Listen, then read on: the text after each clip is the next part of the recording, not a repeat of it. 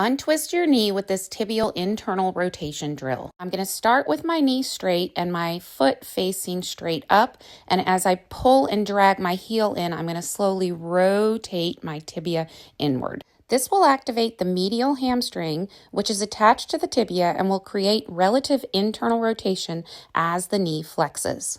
If your feet face outward and knees stay forward like this, or your feet face forward but your knees turn in like this, then do this for 2 sets of 10 reps and recheck.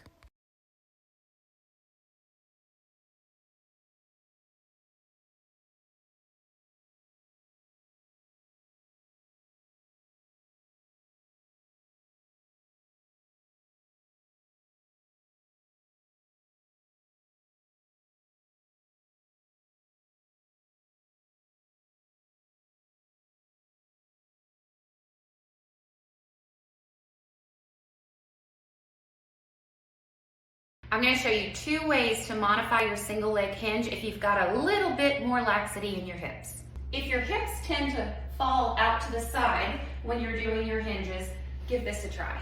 You're going to step inside a super band. The band is going to provide a counter resistance from that inside leg so you can't sink into that hip.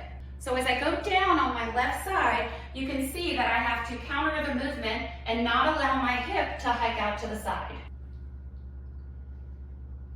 If your femur tends to fall in and you get pinching in the front of the hip, give this version a try. Take a squishy ball and you're going to put it way up high in between both legs. We're not using it here to drive abduction. We're using it here to keep space between the femurs. As I go down, I'm going to have more length in the back of that posterior capsule, opening up that space and providing stability in the front. So whether you have more laxity in the posterior capsule of the hip or the anterior capsule of the hip, one of these variations should be a game changer.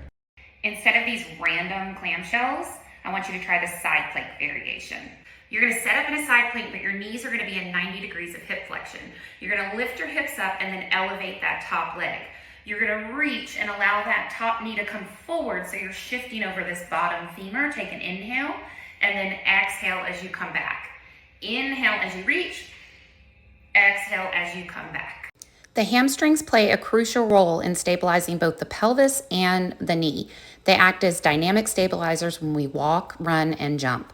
The proximal attachment at the ischial tuberosity helps to anchor the pelvis in proper alignment, and it prevents excessive pelvic tilt, which is helpful for maintaining overall posture and managing pressure during heavy lifting. As I tilt my pelvis forward and back, I'm getting more tension in those proximal hamstrings.